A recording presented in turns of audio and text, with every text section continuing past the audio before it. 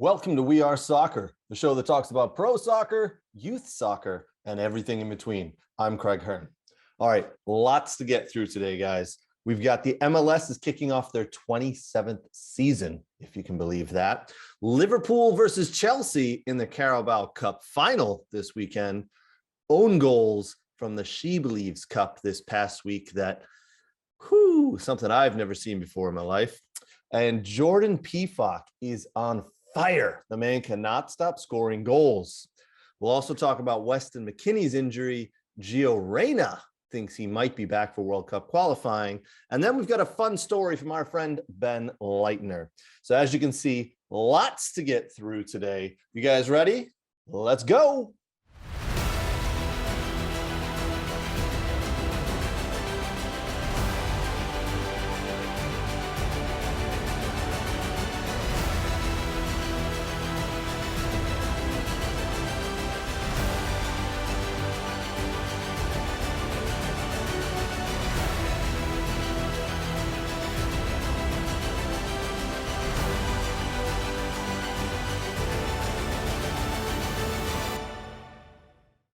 All right, boys and girls, lots of soccer to get to, as I mentioned at the top of the show. Before we jump in, I want to let you know that today's episode is brought to you by Kroski and Lonnie. Kroski and Lonnie specializes in helping you achieve the highest levels of financial understanding and prosperity. Please visit them at kroskilonnie.com to find out how they and their talented professionals can help you and your organization in 2022.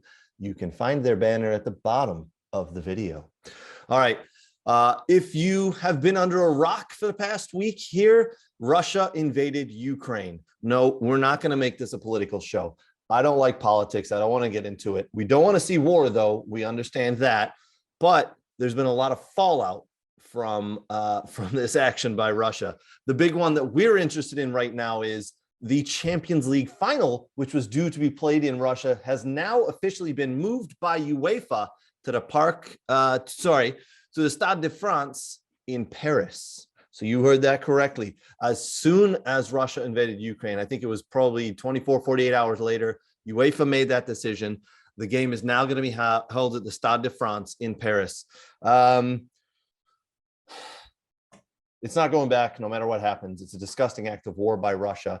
As you've seen, there's lots of teams, lots of players, lots of people have come out against it. I love seeing the teams and the players stand up for this. A lot of them are holding banners that says no war or peace. I believe a lot of the teams this weekend as they play are going to be doing a minute before, 5 minutes before each game of silence, protesting the war. I love to see that. I think everybody in the world, no one in the world wants to see this war happen. Again, we're not going to delve into the politics. That's not our thing. We talk about soccer. So very sad story there with Russia invading Ukraine and the fallout there. A nice heartwarming story next. Christian Eriksen makes his way back to the field this weekend. Thomas Frank, the Brentford manager, has confirmed that Christian Eriksen will be in the squad this weekend to face Newcastle. This is the first official game back for Christian Eriksen since suffering that cardiac arrest in the 2020 Euro Championships. Great to see him back. We know he signed a couple of weeks ago with Brentford. You didn't know if it was going to work out, what was going to happen, but he's in the game day squad. We don't know if he'll start, but it's been confirmed that he'll probably step on the field and he'll play. You got to believe that this guy, it's going to take him a couple of weeks to get back up to full speed for sure, maybe longer, but it's just great to see him back on a field. It was horrible to watch when he went down with that heart problem in the game in the Euros. Man, it was devastating, but thankfully he's pulled through. He does have an implanted IED in his heart, and he is able to play for Brentford this weekend. Let's see him on the field. Man, that's such good news. Such good news there. Ronaldo has held talks with manager Ralf Rangnick at Manchester United. Okay, so Ralf Rangnick, as we know, likes to play that 4-2-2-2 system. It's not worked out very well. He has changed the system around a little bit in recent weeks for Man United. He's been in charge officially for 16 games. In the past couple of games and weeks, he's changed that system around. He's played a 4-3-3. He's played a 4-4-2. What he ends up doing is when he has Ronaldo on the field, he ends up playing Ronaldo as the high man, and Ronaldo gets isolated and can't get the ball very often. And when he does get it, he doesn't have anybody to play off because he doesn't have that speed like he used to. He just turned 37 3 weeks ago. He is looking for a strike partner to play up there with. Ronaldo would like to play 4-4-2. So he's held talks in the past week with Ralph Rangnick and other high up players in Manchester United to try to convince the coach that this is the way forward. Ronaldo, a winner of the Champions League 5 times with United and Real, he knows the levels that's required. He knows what's required to win and win big. And I'm sorry, Ralph Rangnick has not proved that he is worthy at this point. United are in trouble. He's an interim coach. I don't know if he'll go up into that consultancy role he wants afterwards. Rangnick is not doing himself any favors by pissing a lot of the players off at United. They don't like his tactics. They think it's basic. They think the strategy is basic. They are not happy. Ronaldo is now speaking up. He wants to play a 4-4-2, and he wants a strike partner to help him out. We'll see what happens. As you might be wondering, well, why? What's going on? Ronaldo in this week's game against Atletico touched the ball one single time in the box in 95 minutes. So he touched the ball once in Atletico's box in 95 minutes of play. Once. He's supposed to be a goal scorer. He's supposed to be the guy who you feed into the box. Wasn't working out very well. Defenders were collapsing on him. He had no room to do anything. Even when the ball was swung in, if it was halfway near him, he couldn't get to it because he was kind of barged out of the way and ushered out of the space he needed to be in. We'll see if Rangnick changes his ways and goes with a 4-4-2, which Ronaldo would like. But either way, it's not a good situation. As we said, Ralph Rangnick, interim manager at the moment. We'll see if he lasts to the end of the season.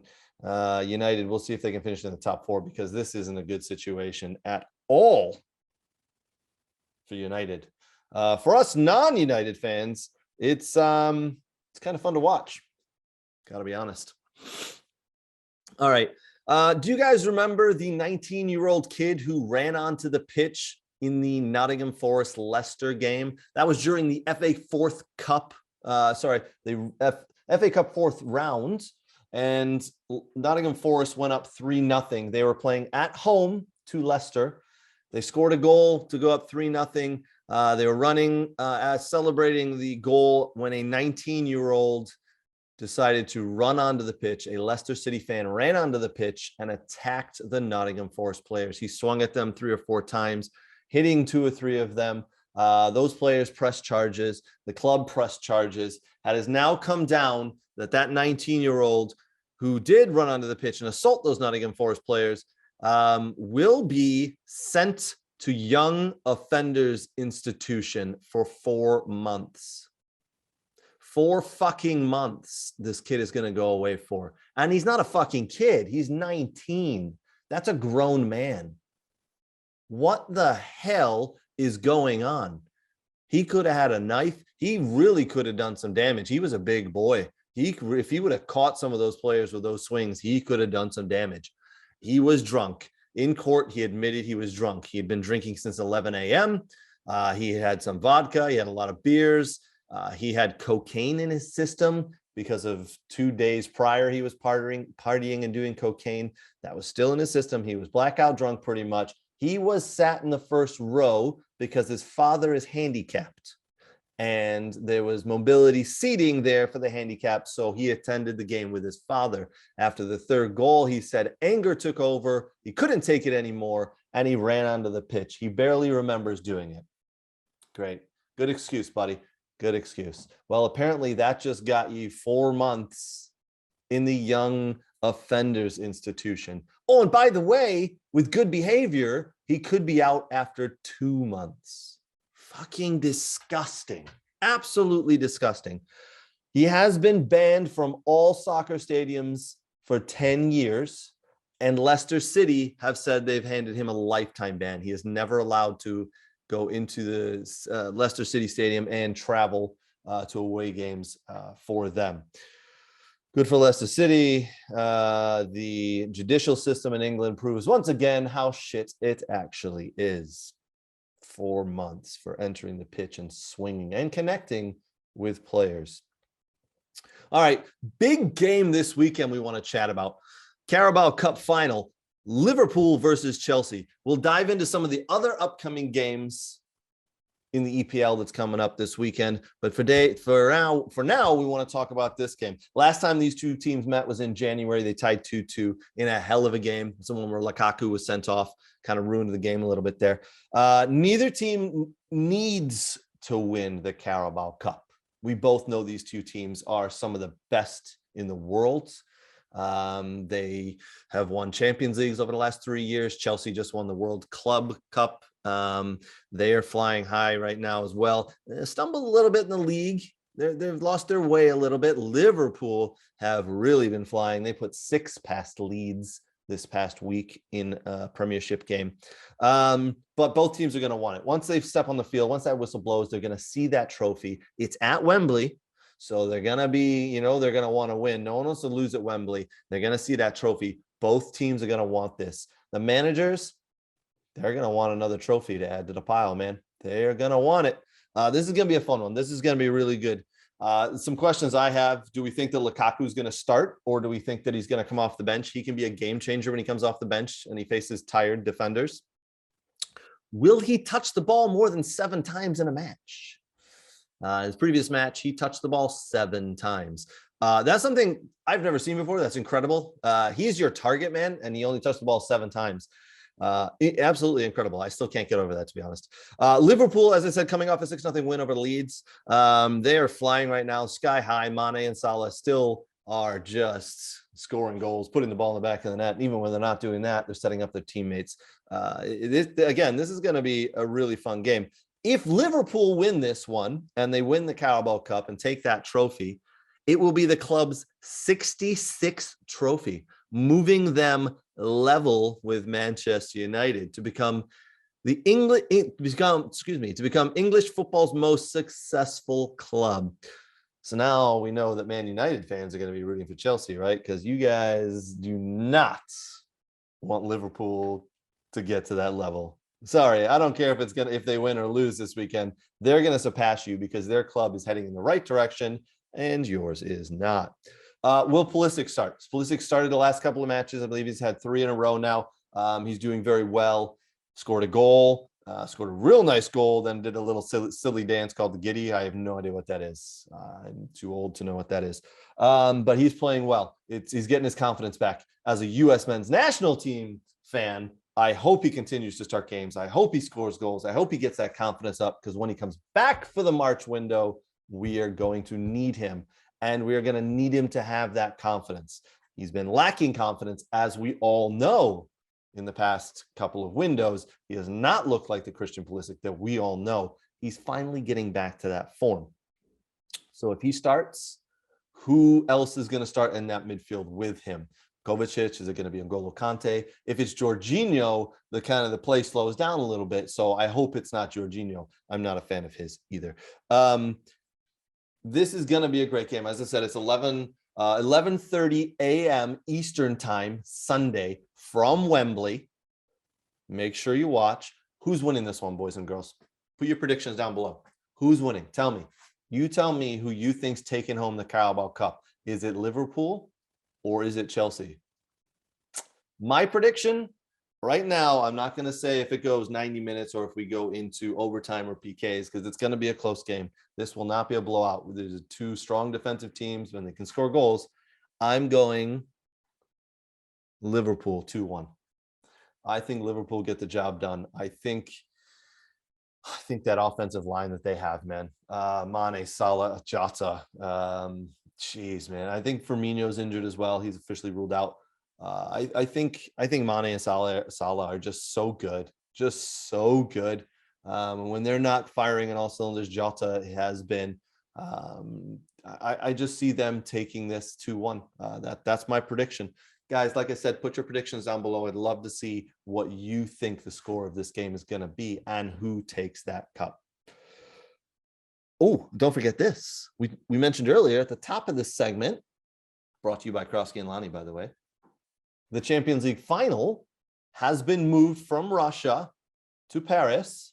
Both these teams could be in that final. Chelsea and Liverpool currently still doing very well in the Champions League, could find themselves in the final. So they still got to play once more in the league, I believe, and they could play in the Champions League final. What a hell of a Champions League final that would be.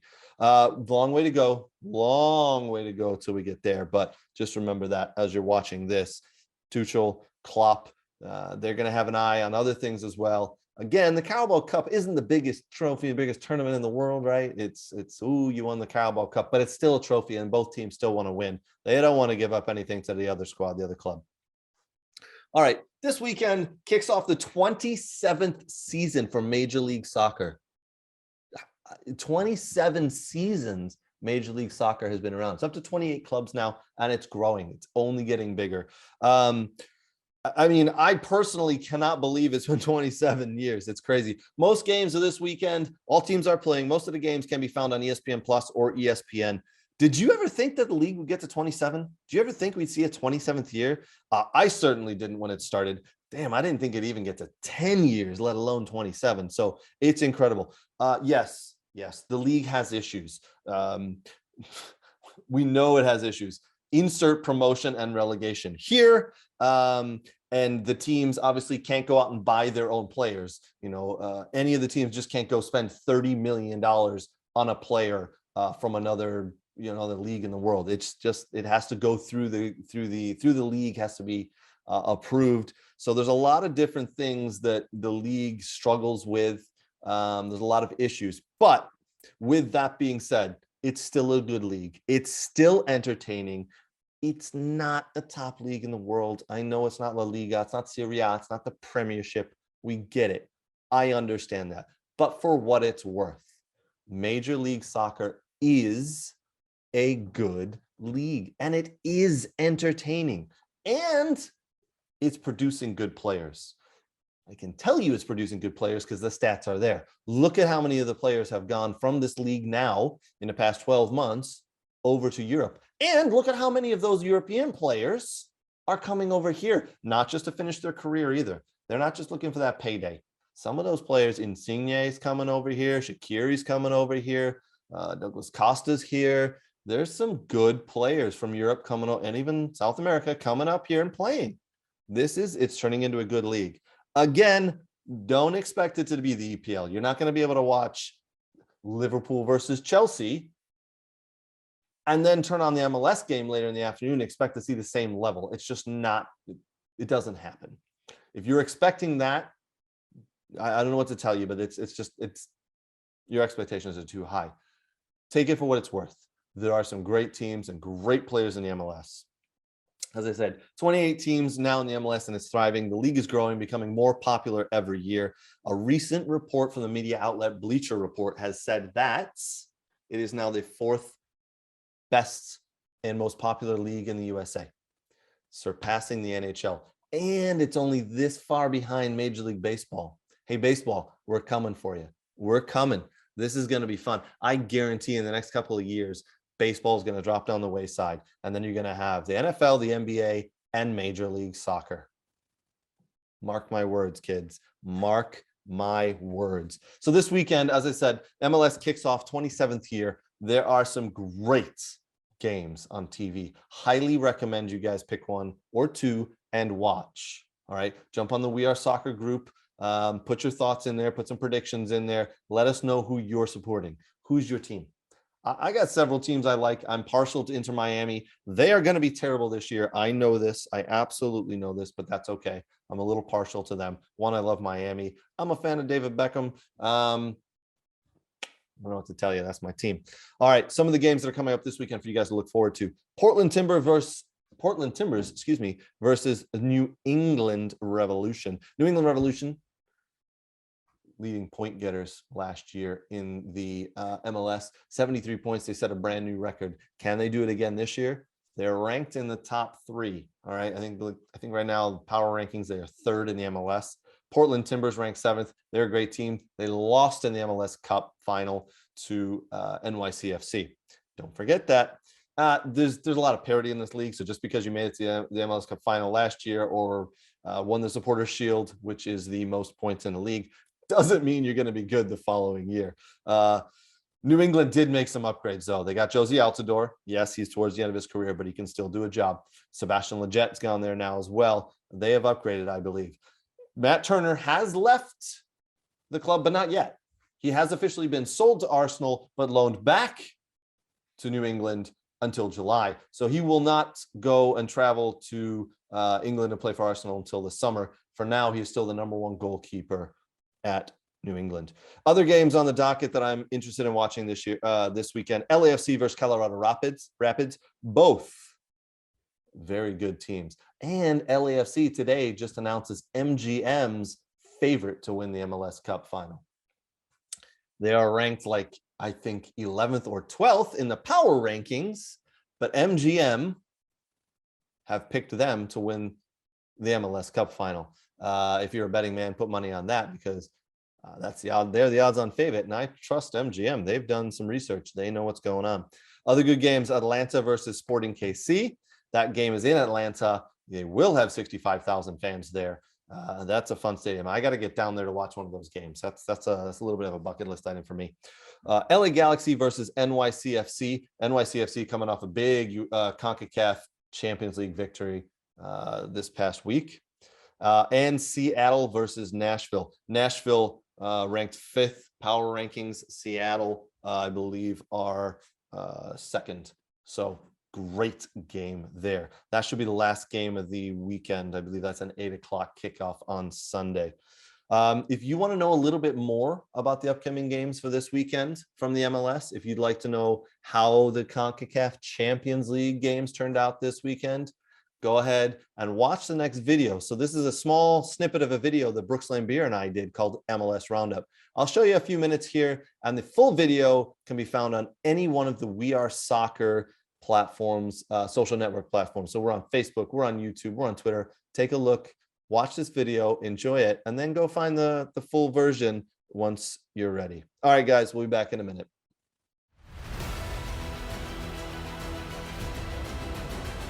Welcome to MLS Roundup from We Are Soccer. I'm Craig Hearn, and as usual, I'm joined by Soccer Syndicate scout Brooks Lambier. Today, we're going to be talking about the CONCACAF Champions League games that have happened this week, and then we'll delve into the power rankings of the MLS teams and the upcoming games as the season kicks off this weekend. Before we start, though, I want to let you know that this video is brought to you by Kroski Lani. Kroski Lani specializes in helping you achieve the highest levels of financial understanding and prosperity. Please visit them at kroskilani.com to find out how their team of talented professionals can help you and your organization in 2022. All right, Brooks. Thanks, man. Thanks for joining. Appreciate it. How have you been this week, buddy? Good. Got up to scouting a few matches this week, or this past weekend, then during the week, and enjoyed that short stint of nice 40-degree weather, and I got into the 50s, and then it's just gonna snow a lot tonight and tomorrow. So Midwest weather, right? Yeah, we're stuck here in Michigan, and it won't be nice for another probably 2 or 3 months. But after that, we'll get outside and we'll have a beautiful spring and a beautiful summer. And there's a lot of soccer coming up here, as we know, in Detroit, with Detroit City FC now being in the USL Championship, and obviously the colleges are going to do some spring seasons as well here. So lots of soccer and outdoors for us to be at. Yes. All right, let's jump in, man. We talked about it last week. We've done some specialized videos on the CONCACAF Champions League. You've informed us of how these teams get into the Champions League. We talked about the difference between CONCACAF Champions League and UEFA Champions League. Why don't we quickly chat about some of the games that have happened in the last couple of days? Obviously, several MLS teams are involved. We had New York City involved, Colorado Rapids, Seattle. The games in this past week, as we saw, New York City took care of business, and they won 6-0 in aggregate. What were your thoughts on that? I unfortunately get to watch. I got to see the highlights of both. Hey, listen, it was weird because the second match they weren't playing in New York. They played that one in LA. Yeah, Obviously for strange. weather purposes, and um so but hey, they picked up where they've left off after MLS Cup, and Castellanos and those front players are creating chances and scoring goals, and the momentum's still going. So, those big wins, I think they've won 2-0 the first and then 4-0 the second match. So 6-0 in aggregate, take it, head into the next round, and carry that momentum in the next round of CONCACAF Champions League and into the start of the MLS season. It's their first games of the season, right? So they all went away after they won the MLS Cup, the New York City team, and then they've come back from their vacations. They got ready, and now I don't care who you play in the first 2 games of the season. They killed it and they did it, and they're moving on. One of the other MLS teams, Montreal, they won 3-1 on aggregate, beating Santos. Give us your thoughts on that one, buddy. Yeah. With the Santos match, I thought they kind of blew it a little bit down in Mexico. I thought, that was a chance for them to kind of jump out, and, it was a late goal for Santos to get the 1-0 win.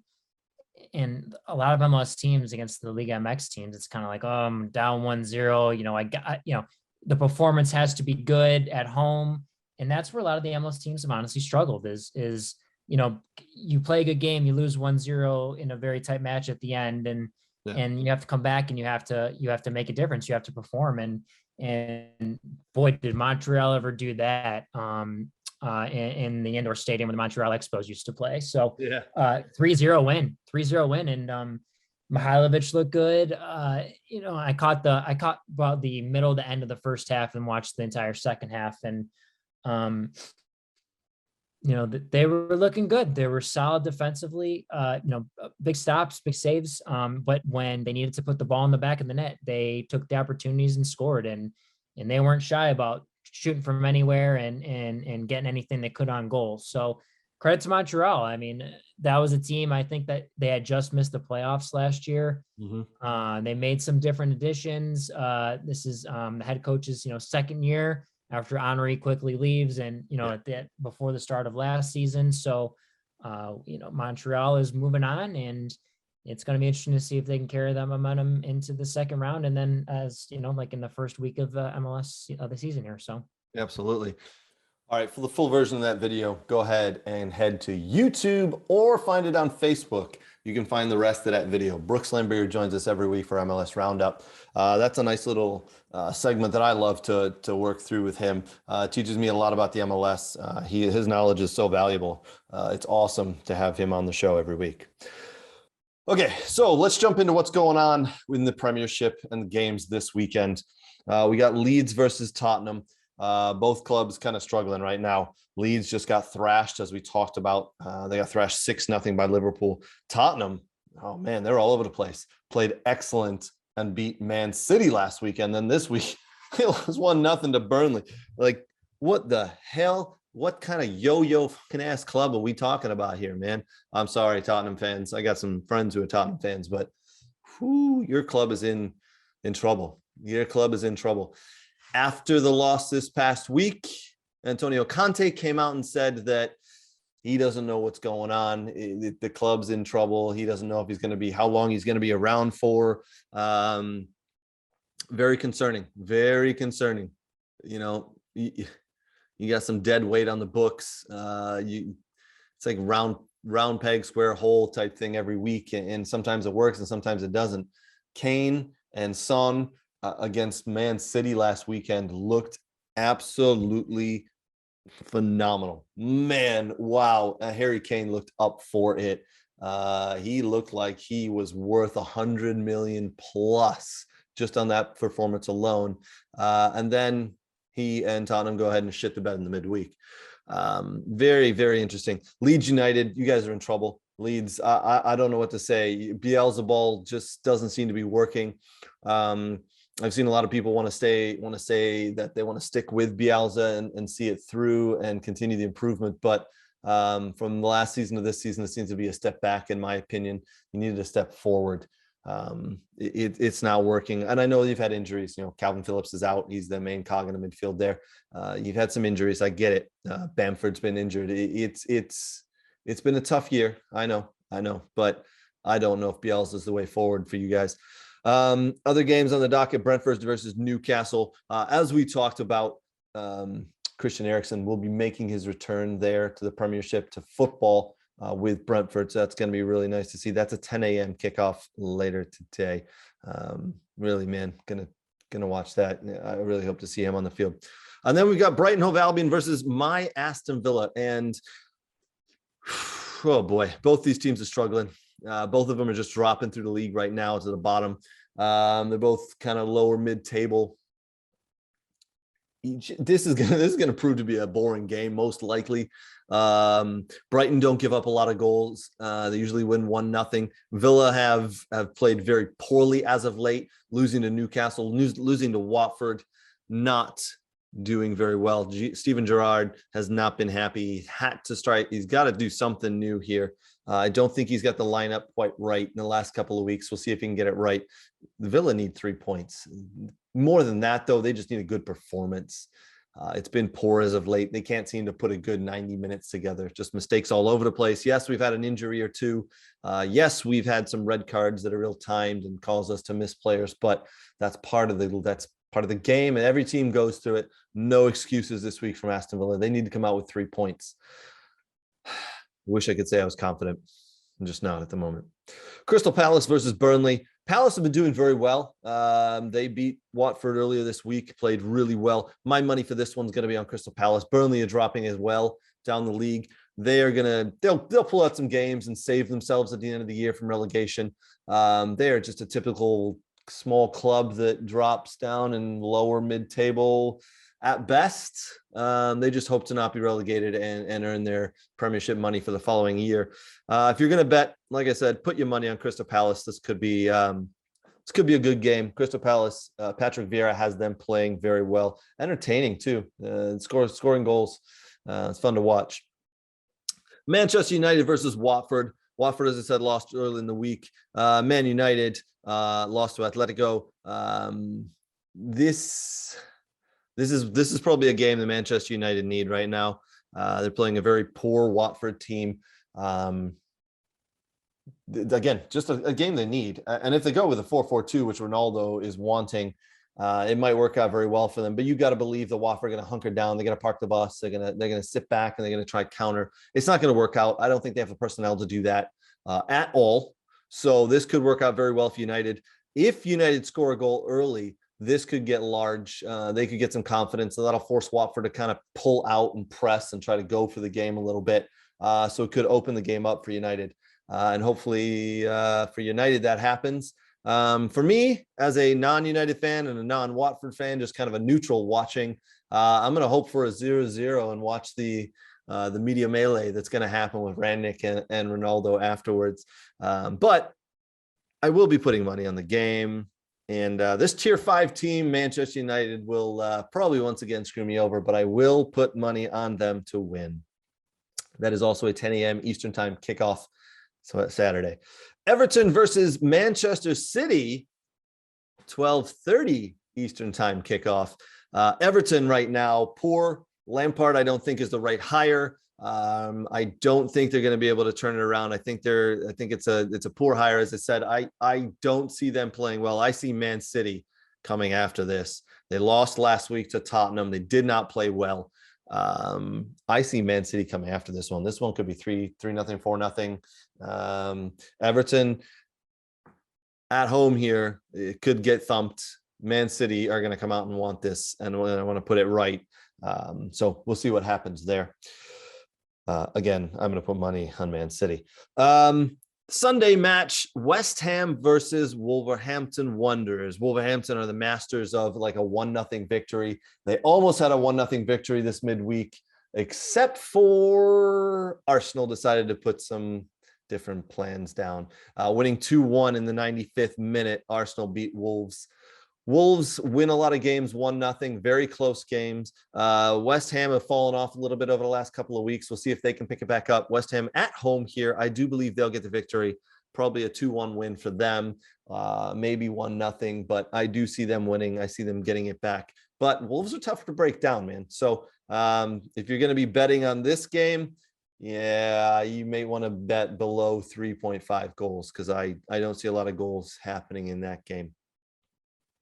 On to the Bundesliga. Some good games happening there. All Bundesliga games can be found on ESPN+. FC Berlin versus Mainz at 9:30 a.m. Bayer Leverkusen, who have been playing well, 9:30 a.m. versus Arminia Bielefeld. I believe Leverkusen are going to go ahead and win that. Leverkusen have been playing very well, so put money on them to win. Borussia Mönchengladbach versus Wolfsburg. Wolfsburg been doing all right. Yeah, put some money on that one for them to win. Freiburg versus Hertha Berlin. Goethe Fürth, who are last in the division, versus Cologne. Cologne need the points to keep moving up. I think they'll beat Goethe Fürth by 2 clear goals there. And then this is probably the game of the day on Saturday, 12:30 Eastern time kickoff. Frankfurt versus Bayern Munich. Bayern Munich having a little stumble here and there. They're still number 1 in the division. They're still miles ahead. They're going to win the Bundesliga. We all know this, but if you can catch them off a little bit, that's pretty good. It's a good day. Frankfurt, they've had some nice victories as of late. They could do some damage here if they wanted to Bayern's title hopes. And I think it's gonna be a good game. That'd be my game to watch because I do think Frankfurt will come out and play, but Bayern ultimately in the end should take it. They still have Robert Lewandowski, Jamal Musiala. They're still a squad, man. They're still such a good squad. One of the best teams in the world when they come to play. They could find themselves in the Champions League final as well. Games on Sunday in the Bundesliga. Bochum versus Leipzig. Leipzig doing all right. They won this past week Europa, so they're doing all right. They're flying. Augsburg versus Borussia Dortmund. Borussia Dortmund losing out to Rangers this past week in the Europa League. Very good game, back and forth. I watched that one, very entertaining. No Erling Haaland. Over the course of 2 legs versus Rangers, Erling Haaland was injured again. The guy is like a fucking China doll, man. He cannot stay healthy to save his life. I mean, someone's going to buy him for, 75 million. That's his out clause. That's his buyout clause that happens this summer. Someone's going to get him. They're going to pay 650,000 pounds a week for him. Real Madrid, Man City, Chelsea, one of those big clubs, PSG. Someone's going to come after him. Someone's going to get him. But you're going to pay that money, and he's going to be injured for half the time. He just cannot stay healthy. If he'd been in that game versus Rangers, I think they would have won. And Borussia Dortmund would have been heading through to the next round in the Europa League and not Rangers. But that should be a pretty good game. I don't know if Erling Haaland is going to be back for that one. That's an 11:30 a.m. kickoff on Sunday against Augsburg. Some good games to look forward to there. All right, let's jump into some World Soccer News real quick. Lots to talk about here.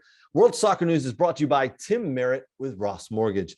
Ross Mortgage is over 70 years mortgage lending experience. They can help you refinance or get a brand new mortgage. They've got competitive rates, quality service, fast response, and no surprises. They handle your transaction from application to closing. Go ahead and contact Tim Merritt at Ross Mortgage. Tim's a good guy as well, so tell him I sent you.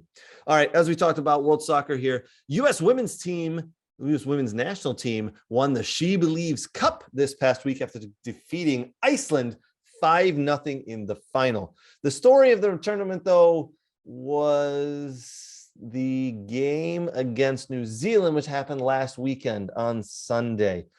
Something happened in this game, which I've absolutely never seen before. And I got to be honest, I don't think we're ever going to see again in a professional league game. A young lady by the name of Michaela Moore, defender for New Zealand, scored 3 own goals. I mean, you talk about bad luck, wrong place, wrong time. That was it. She's lucky there wasn't rain clouds overhead, because she would have got hit by lightning, man. Any ball that was crossed in the box or she tried to clear or block a shot, it went into the back of her own fucking net. This blew my mind watching this. 3 goals in 36 minutes, 3 own goals in 36 minutes. She was then subbed off after 40 minutes, and she had tears in her eyes. And I cannot blame the young lady. I cannot blame her. It's just there was some bad luck involved. I hope there's no one who's given her grief, because yeah, wrong time, wrong place, wrong time, and all that good stuff, bad stuff, but just bad luck as well. So hopefully no one's giving her a lot of hell after that. They were going to lose anyway. I mean, whether they lost 5-0 or 3-0, it was not going to be on those own goals. USA was going to win that game no matter what. All right, U.S. men's national team, a little bit of talk here for that. Gio Reyna pulled out last weekend. He went down in the 27th minute of his game with Borussia Dortmund. It looked like he had another serious thigh or hamstring injury. He was in tears coming off the field. They did a scan Monday morning, and they came out pretty much a couple of hours later and said it's not as bad as they feared. It's all right. It's not bad. So maybe just a small pull. Gio Reyna late this week on Friday, gave an interview and said he's feeling really good. He's hoping to get a couple games in here in the month of March for Dortmund. And then he wants to go and play in the World Cup qualifying window, which starts March 24th to the USA. I don't know, man. You do a little pull of a hamstring. It's going to take a couple of weeks to get better. So I don't know how many games you're going to get in for Dortmund. And then all of a sudden you're going to fly from Germany to the USA and play 3 games, one of them in the Azteca in a very tough situation. We'll see how that works out. If I'm Dortmund, I don't let it happen. I say you can play a game or 2 here or there, but you are not traveling for World Cup qualifying games. And yes, they most likely understand that the World Cup qualifying games for the USA are 3 of the most important we've had in years. We need points in this window. There's 9 available points. We need as many as we can because we need to qualify. I have no doubt Dortmund know that, but don't forget, Dortmund pay his salary. They are responsible for him. And if he comes over here and gets injured again, they'll be fucking pissed. So Gio Reyna might have plans to come over here and play in those World Cup qualifiers. We'll see if it actually happens. A U.S. men's national team who won't be playing in those qualifying games is Weston McKennie, arguably our most informed player for the last couple of months. Unfortunately, Weston McKennie broke 3 metatarsals in his left foot and is now out for 3 months. Very unfortunate. I wouldn't say a bad tackle, but not a very good tackle on him. He rolled his foot, broke those bones. Metatarsals, in case you don't know, are the bones in your feet. The small little bones. He rolled it and it stretched and broke. It's a very popular injury when you roll your foot under. Wayne Rooney had it several times right before the World Cup. Big players have had it. It's not a quick fix. He is not making it back in 4 weeks for those qualifying games, unfortunately. Again, probably our most informed player. Going to be very interesting to see who Greg Berhalter brings in McKennie's place and the lineup he plays. Very interesting to see that. One man that Greg Berhalter can't leave off this roster, just cannot do it. If he does, I think the soccer nation here in America will go nuts. Jordan Pefok. This man just keeps scoring. Jordan Pefok, remember the name. He plays for Young Boys in the Swiss League. Granted, it's not the Premiership. It's not Serie A. It's not La Liga. I don't care what league you're playing in, though, man. When you're scoring goals in every game, you got to get called up to your national team. He has scored 25 goals in 34 games this year, and some of those have been Champions League games. He's got 15 goals and 3 assists in league play, 5 goals and 1 assist in Champions League play. The rest of them have come in the domestic league, domestic tournaments he plays in within Switzerland, domestic tournaments within Switzerland. Read that again, 25 goals in 34 games. Every time I seem to turn on one of his games, he's scoring goals. So you're telling me a guy who scored 25 goals so far this season is getting a get off the roster for Jordan Morris, who just come back from injury? Zardes?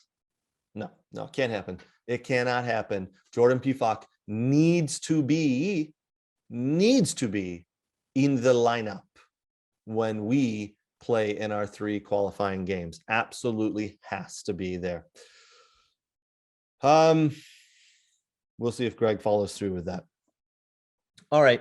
If you're in the Metro Detroit area here, I want to let you know that March 12th, that's a Saturday night, the Detroit City Clubhouse, with all its TVs and beer and pies, will be showing the Detroit City game as they have entered into USL Championship.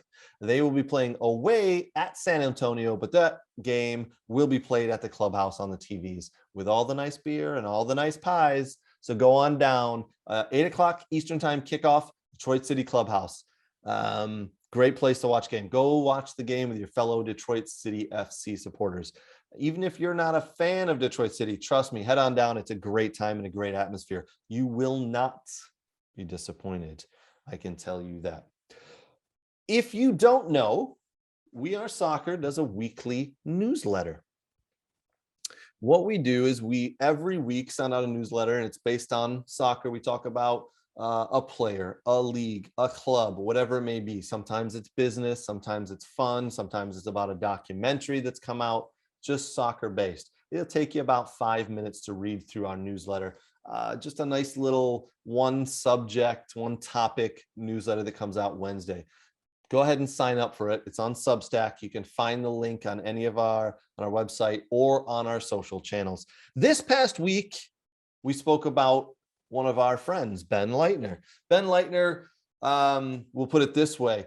He didn't play D1. He didn't play D2. He was cut from his high school team in his junior year, but he kept fighting and he kept playing, and he got a spot on his junior college team, and he didn't play very much. He was on the practice squad, but he fought and he fought and he got his head down and he earned a starting spot. And then he moved to another college where he earned a starting spot. And now he's the president of a local club here and a very successful coach as well.